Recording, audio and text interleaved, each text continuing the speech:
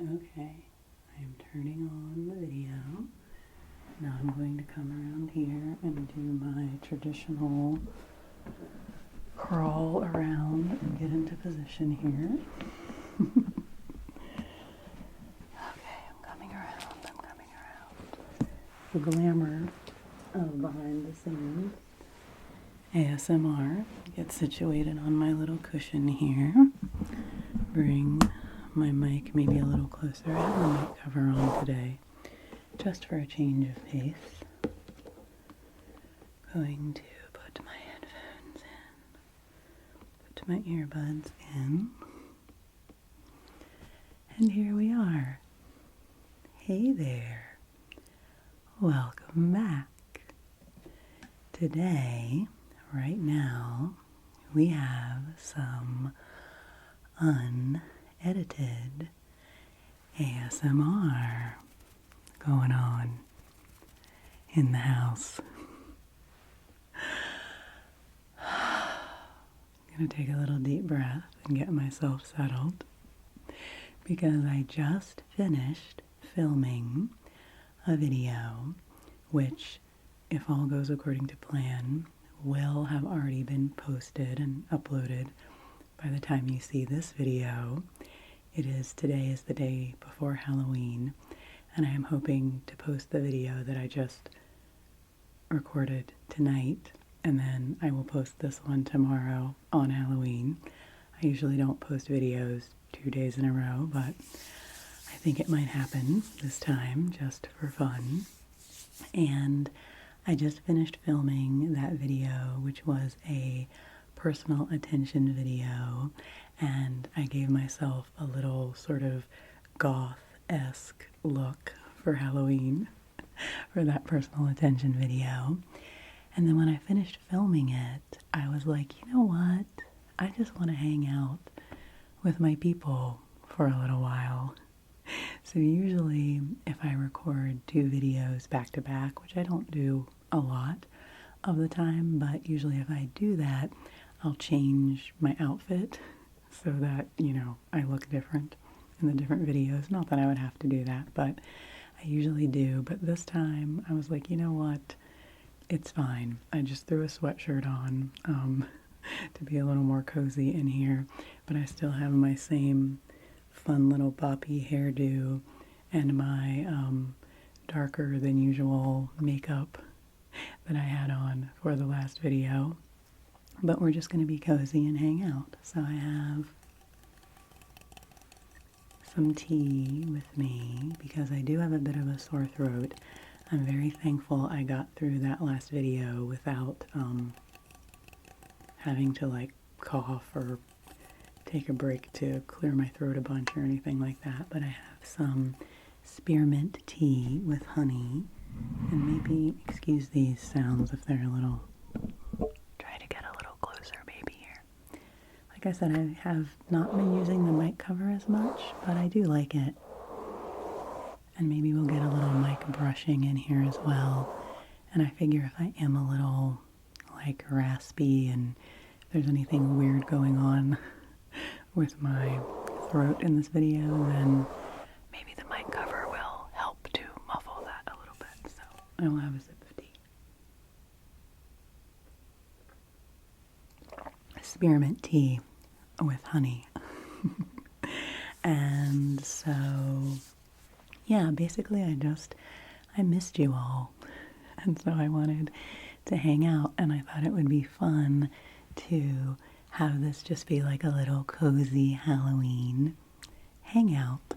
And I am much more into the cozy side of Halloween than I am into the scary side of Halloween. I mean, I do love dressing up. I've loved to dress up ever since I was a little kid, and then in my 20s, some friends and I used to throw, Justin and I and some other people we were friends with used to throw these massive, wild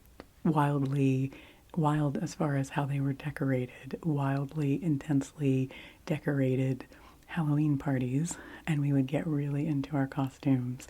And that's where my Velma costume that I use when I do my Velma videos originally came from. I actually have a whole Velma outfit. You only see the orange turtleneck when I do the Velma role plays, but that is part of that. That was an actual previous Halloween costume that I have used a lot of years. But I do enjoy Halloween. I enjoy the dressing up part, and I enjoy, you know, the cozy hanging out with people part. But you all know I'm not a super scary type person. I have a low threshold for scary things. But one of the things we're going to talk about in this video is how I have recently slightly pushed my threshold for scary things a little bit, at least as far as literature.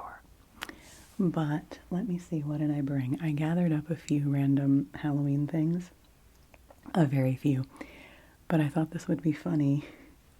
I have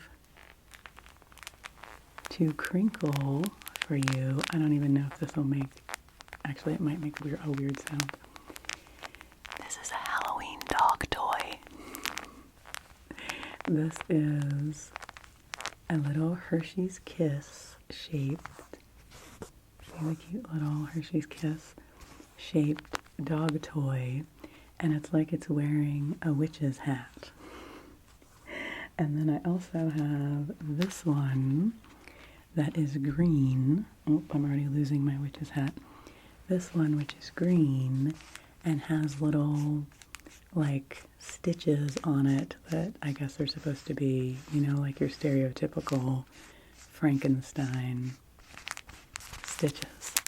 And these are dog toys that we got for Foxy because when we picked her up, when we adopted her back in August, the rescue where we picked her up at their headquarters, they had all the stuff that pet stores have donated to them. I mean, pet stores donate food and leashes and things that are useful and practical. But they also donate a lot of toys and things which are useful, but a lot of it is seasonal stuff because I guess the pet store, you know, has a lot of seasonal stuff that doesn't get bought. So they donate that stuff to the rescue. So this was back in August, but there were all these Halloween dog toys. So we took these and they were just giving them away to people when they picked up their rescue dogs. So we brought these home, and then there's also, these two are fresh. I kind of forgot we had these, so I'm going to give these to Foxy as a Halloween treat. This one she has already been playing with, so it's a little more used, but it's a little Dracula. And it's so funny, and it's got really crinkly wings. Its wings are super crinkly, and she likes to tap on the crinkly wings. She likes to tap, she likes to chew. Listen to me. That's why I decided I wanted to do this as an unedited ASMR, because I might be a little discombobulated and I just don't want to worry about it.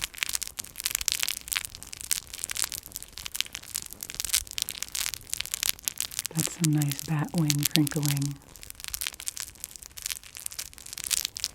I like that.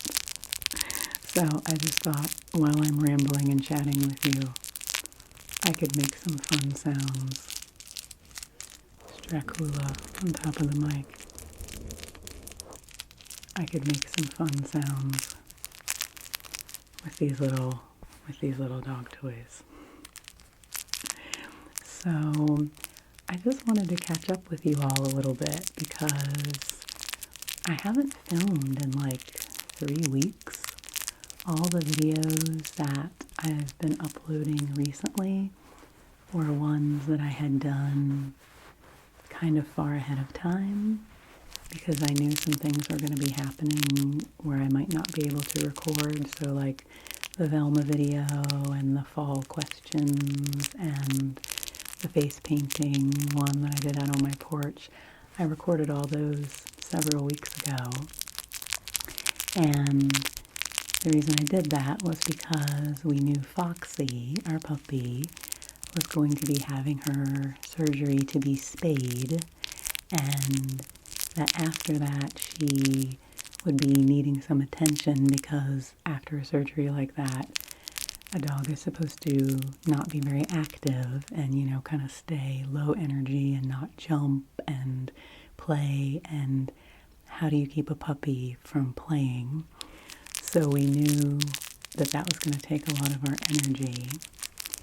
So I had kind of prepared ahead for that, and I'm glad that I did, because Foxy is fine now.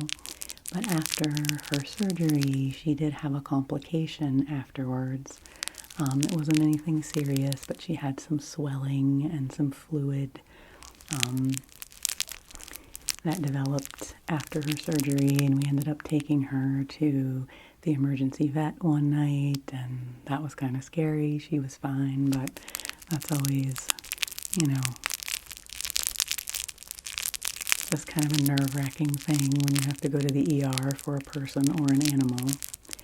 And so because of that complication she had a seroma, which is like a little fluid sac. Hope that's not like, you know, TMI in a relaxing video, but it's something that I guess is common for dogs to get after surgery. But she was fine, and they took care of that. But then, because of that, she had to wear the cone, the Elizabethan collar, the plastic Elizabethan dog collar. She had to wear that for an extra 2 weeks. And for an extra 2 weeks, she was on, like, light duty, low activity. And it was really a struggle to try to keep her from jumping and playing and being wild. She had meds, you know, to lightly sedate her and try to keep her calm, but still, a puppy is a puppy. So anyway, I have spent most of the last 3 weeks just being on really close puppy patrol and trying to make sure that we kept Foxy safe and kept her from having any further complications after her surgery. But she is fine now. She's completely healed up. Everything is great.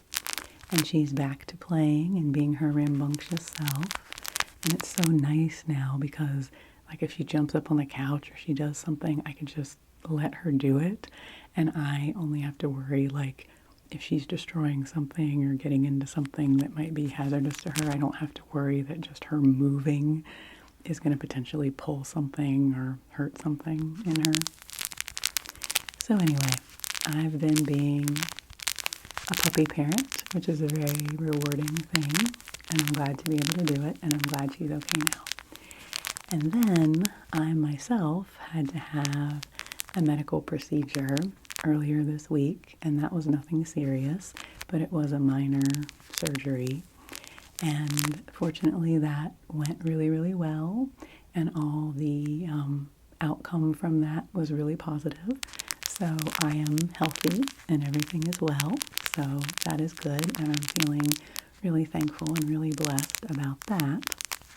So I've just had a lot that I've been focusing on lately, and today was kind of the first day that I felt like, wow, okay, I can just sit down and record something for fun. And so I decided to do kind of a Halloween look for myself, which you all know I go very light on the makeup, typically. But I recently got some new eyeshadow. I got a new eyeshadow palette, and I hadn't had any in a long time.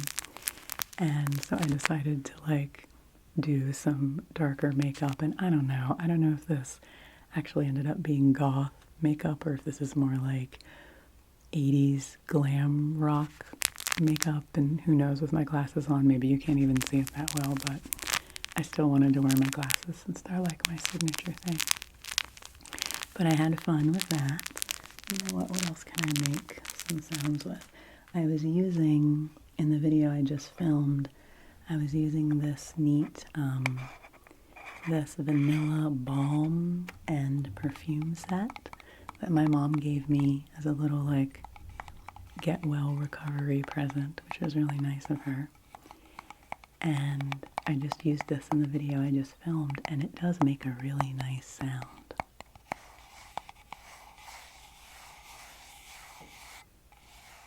So maybe I'll make some sounds with this. This is kind of ending up being, I think it's going to be kind of like a talking you to sleep video, because I'm just rambling about whatever comes to my mind. But you might notice, friends, I have my fingernails painted. Shocking. You know me, I keep my nails really, really short. I never have the clickety-clickety nail tapping. I have the soft finger pad tapping. But for my little Halloween-y look for that video, I wanted to paint my nails, and I had actually gotten this pretty blue-green nail polish a while ago with the intention of maybe painting my nails, and it took me a long time to get around to it. And if you looked at these close up, I'm not showing you my nails close up because they're not very neat. I am so out of practice with painting my nails. I seriously don't think I've painted my nails for like 8 years.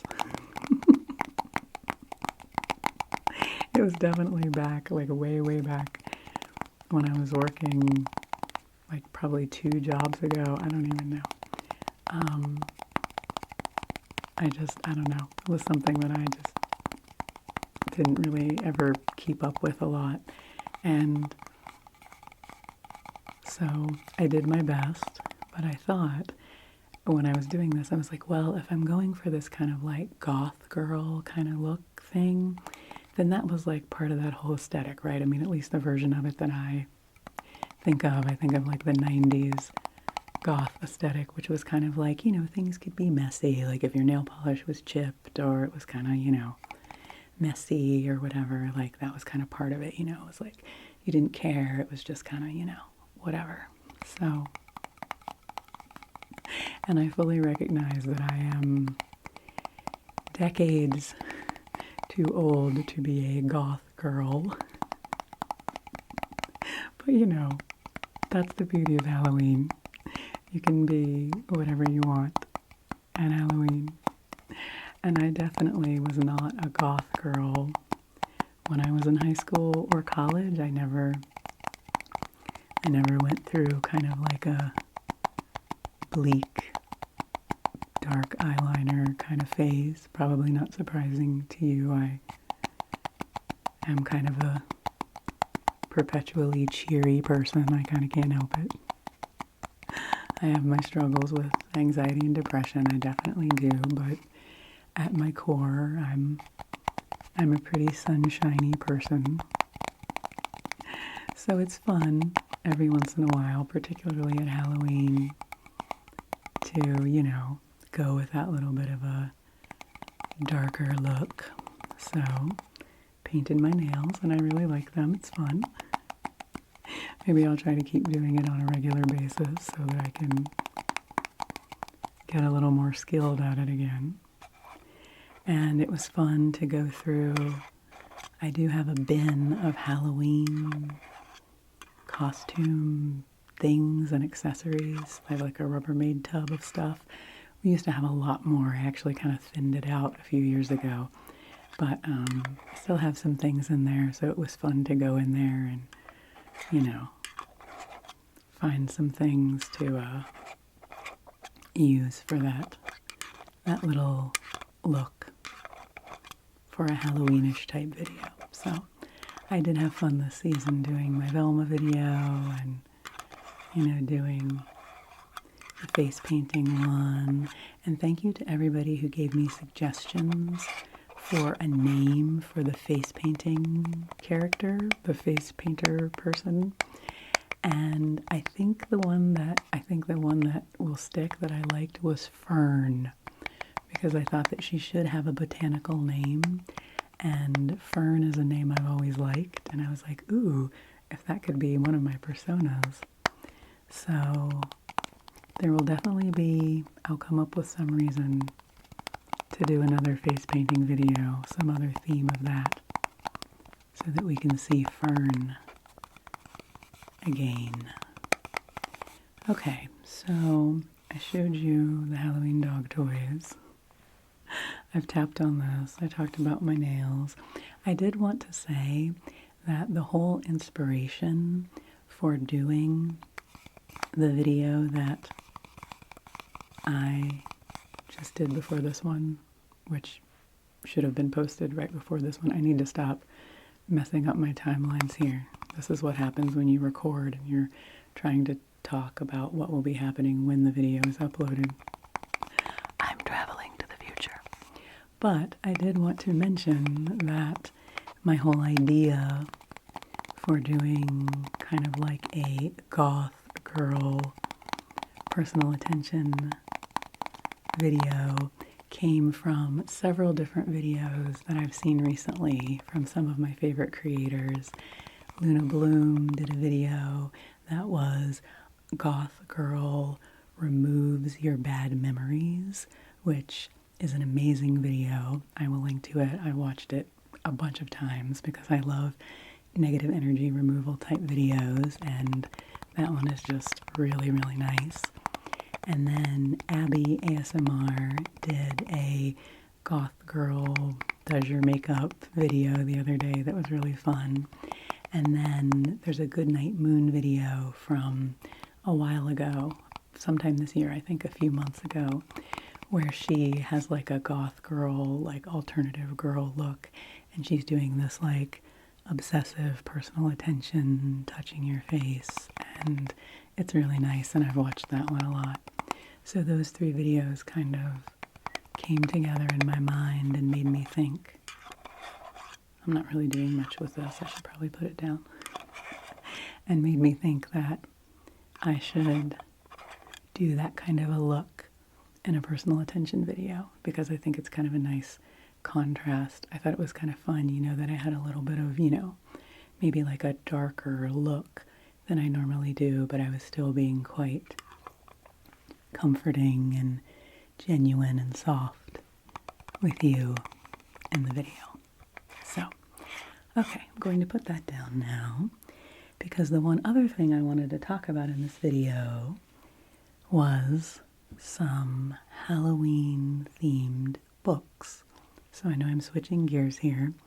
This is a potpourri of a video. I'm going to take another sip of water. Now I'm getting amused with myself. I thought about doing a whole separate, like, library book haul Halloween edition, but I'm just going to do this in a more casual way. I have a few library books here, and I want to give a shout out to Sydney, who is a subscriber to this channel, for encouraging me to read Dracula. I had never read Bram Stoker's Dracula, the classic Dracula novel. And back when I was talking in one of my library book hauls about getting into, you know, slightly more, I don't know, I guess this is horror, I guess, like Dracula and Frankenstein, which, spoiler alert, I'm going to talk about, are horror. But since they're such classic literature, I kind of think of them as a different category. I don't know. But I had never read Dracula, and Sydney suggested it to me, and so I got it from the library. And first of all, isn't this a super cool edition of it? It's in some kind of special edition that has a lot of neat illustrations in it. And I really like this depiction of Dracula because it's not sort of like the film version of the, like, you know, I don't know, receding hairline, white collar, cape, drippy fangs. This is sort of more the way he is described in the novel, with his red eyes, you know, and sort of the traditional look of the time, but I had never read this, and I did really enjoy it. And Bram Stoker was Irish. He was from Dublin, I believe. And when I've been in Ireland, the times I've been there, I noticed that in Dublin, there are a lot of like Dracula things. There's a bookshop, kind of art shop that I really like called the Jam Art Studio, Jam Art Shop. Has a little jar of jam on the logo on the sign in Dublin. And in that art and bookshop, they have a lot of James Joyce themed things, and they have a lot of Dracula themed things. And so that always kind of piqued my interest of like, I really should read Dracula. And also, my sister-in-law, Justin's sister, was a professional ballet dancer for a number of years, and the company that she was part of for a big portion of her career used to, every Halloween, do a ballet version of Dracula. And we went to see that several times. Excuse me. And it was so cool. It was such a cool production. And it was very much based on the novel. And so that always made me think that I should read it.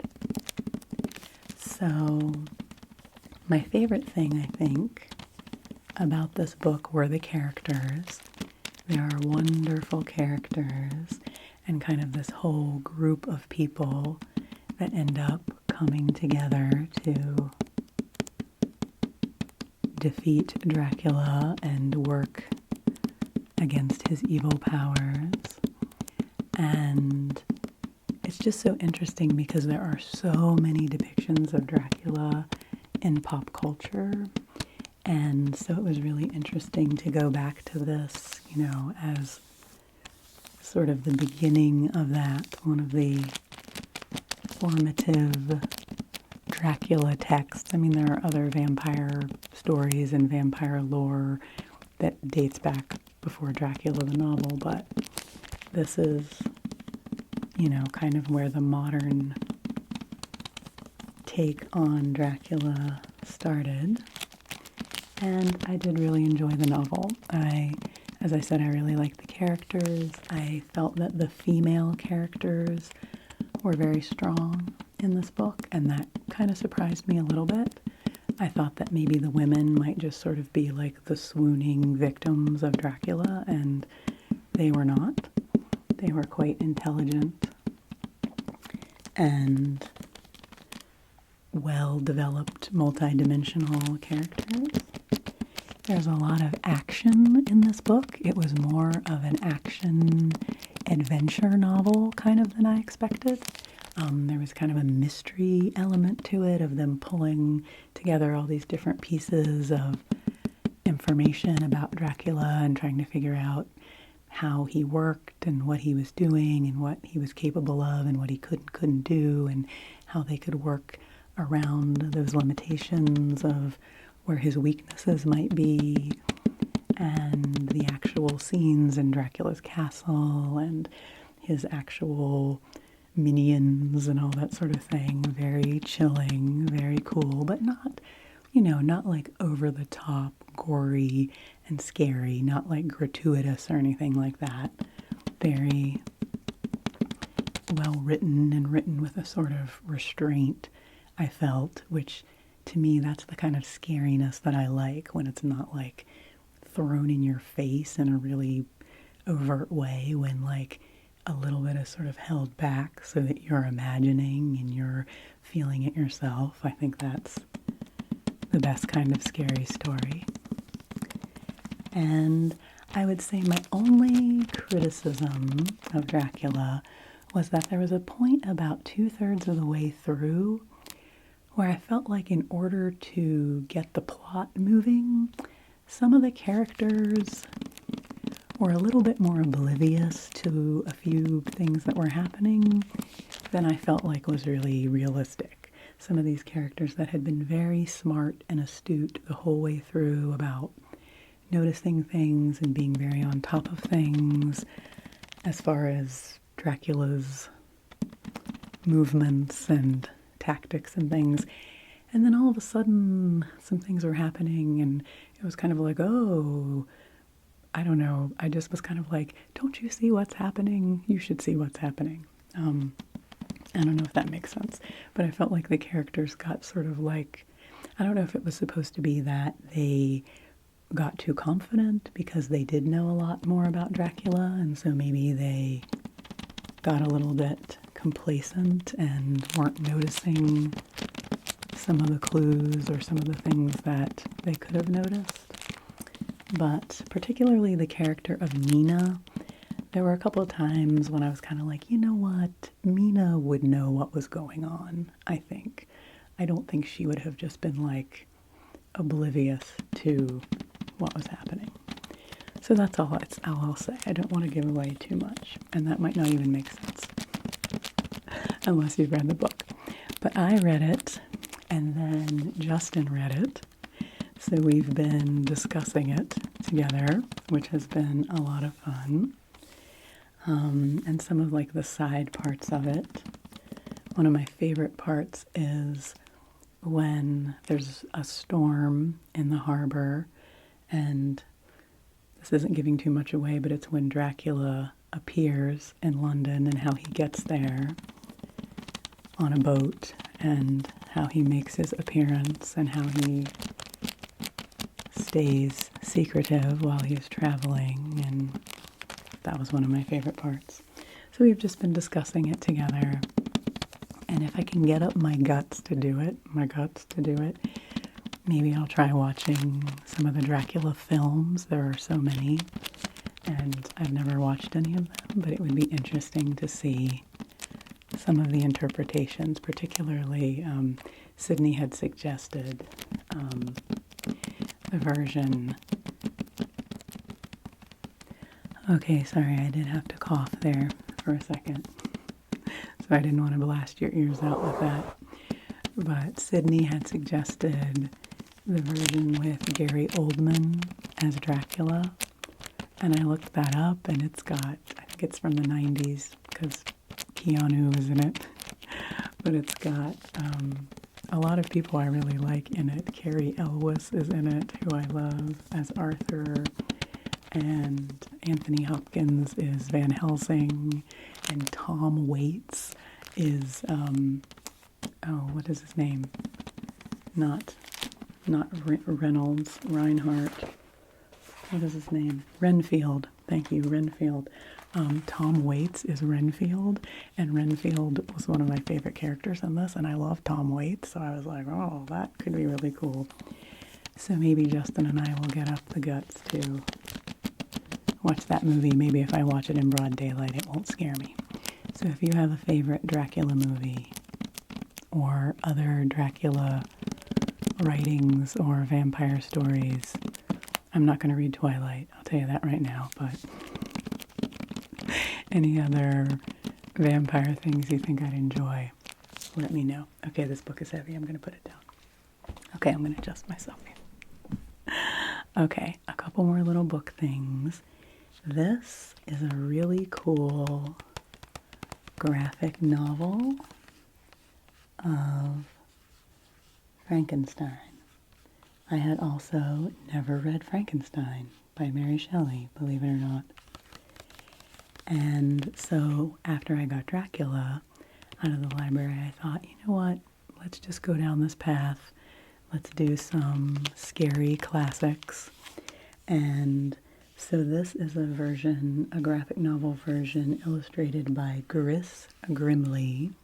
And you can see Frankenstein here. It's a very kind of like a steampunk sort of version. And the illustrations in this are pretty amazing. See if I can flip through it for you a little bit. But you can see the setup of it here. It's very, very cool. I am not completely finished reading this yet, but I have really enjoyed it so far, and it definitely makes me want to read the full novel, which I will do. And I mean, I know enough of the story of Frankenstein just, from its significance in culture and that sort of thing.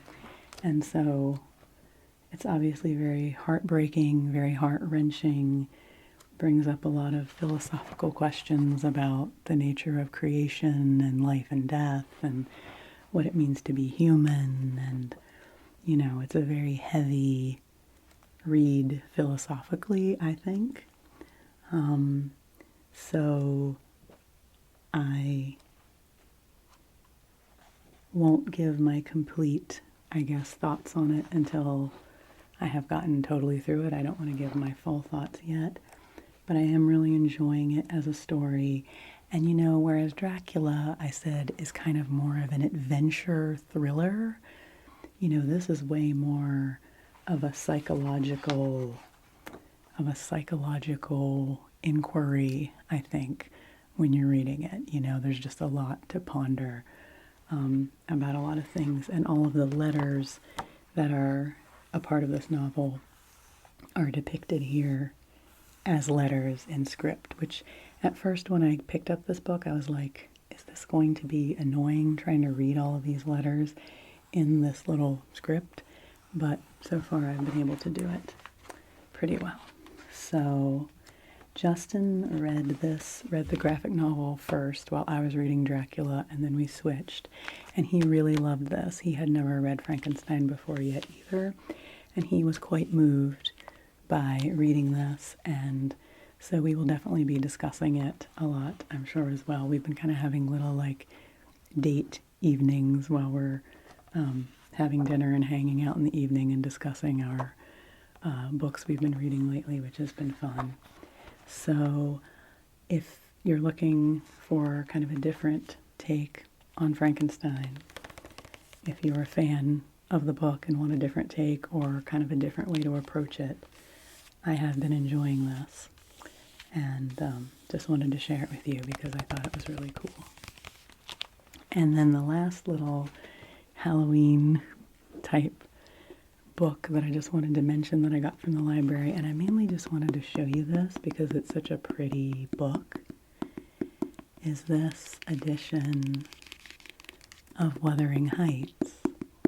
And I haven't read Weathering Heights in so many years, like a lot of years, and I've kind of gotten on this kick now of wanting to reread classic novels that I haven't read since I was in high school or college or for a long time. And I thought this was such a lovely version of this. It's just such a nice book. Lovely cover. It says on the back, "He's more myself than I am. Whatever our souls are made of, his and mine are the same."